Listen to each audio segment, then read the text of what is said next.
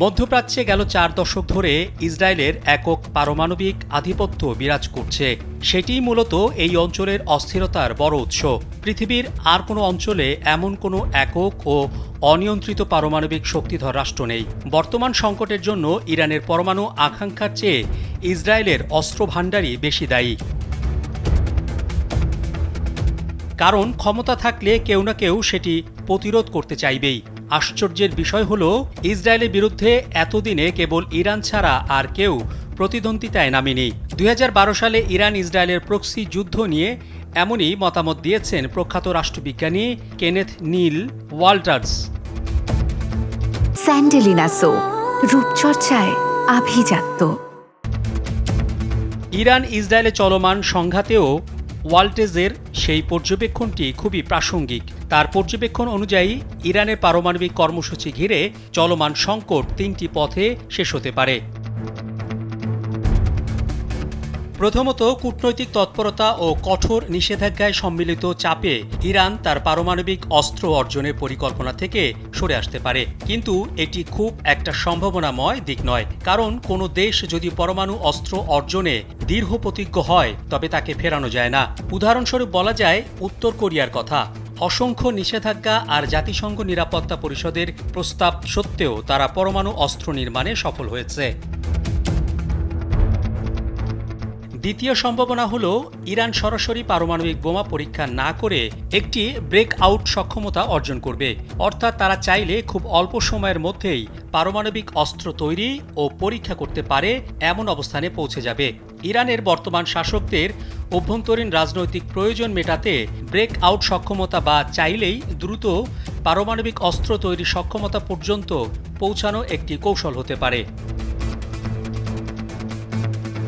এক্ষেত্রে যুক্তরাষ্ট্র ও তার ইউরোপীয় মিত্রদের প্রধান উদ্বেগ হল ইরানের অস্ত্রায়ন বা অস্ত্র তৈরির পর্যায়। যদি ইরান সরাসরি পারমাণবিক অস্ত্র তৈরি থেকে বিরত থাকে তাহলে তারা হয়তো এই পরিস্থিতিকে মেনে নেবে।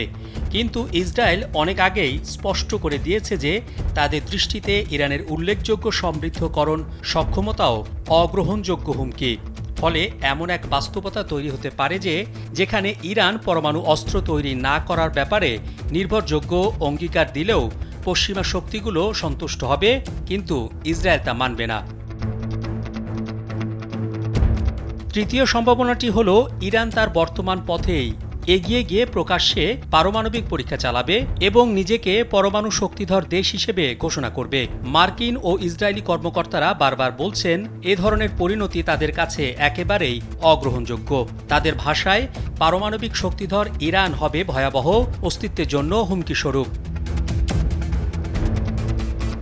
যখনই কোনো দেশ পরমাণু অস্ত্রের দিকে এগোয় তখনই পরাশক্তিগুলো এই ধরনের ভাষা ব্যবহার করে। কিন্তু যতবারই কোনো দেশ সফলভাবে পরমাণু শক্তিধর হয়েছে, বাকি সদস্যরা শেষ পর্যন্ত তাদের মেনে নিয়েছে। বরং সামরিক শক্তির ভারসাম্য সৃষ্টি হওয়ার নতুন পারমাণবিক রাষ্ট্রগুলো অনেক সময় আঞ্চলিক ও আন্তর্জাতিক স্থিতিশীলতা বাড়িয়েছে। মধ্যপ্রাচ্যে গত 4 দশক ধরে ইসরায়েলের একক পারমাণবিক আধিপত্য বিরাজ করছে। সেটি মূলত এই অঞ্চলের অস্থিরতার বড় উৎস। পৃথিবীর আর কোনো অঞ্চলে এমন কোনো একক ও অনিয়ন্ত্রিত পারমাণবিক শক্তিধর রাষ্ট্র নেই। বর্তমান সংকটের জন্য ইরানের পরমাণু আশঙ্কার চেয়ে ইসরায়েলের অস্ত্র ভাণ্ডারই বেশি দায়ী। এজন্য মধ্যপ্রাচ্যে ইরানের পারমাণবিক হীনতা নয়, বরং পারমাণবিক অস্ত্রধারী ইরানই হতে পারে মধ্যপ্রাচ্যের স্থিতিশীলতার প্রতীক।